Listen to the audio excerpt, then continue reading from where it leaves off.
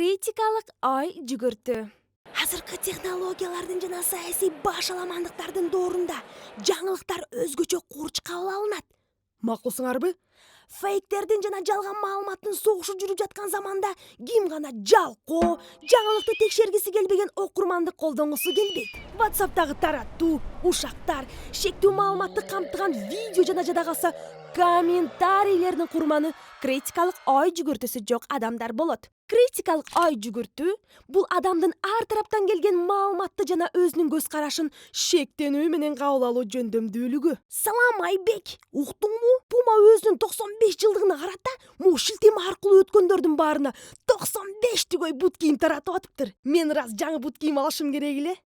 Көкмө, бул фейк эмеспи? Сен Пуманын сайтына кирип текшердиңби? Бишкекте Пума жок. Айбек красавчик. Анткени ал укканын баарына эле дароо ишене бербейт.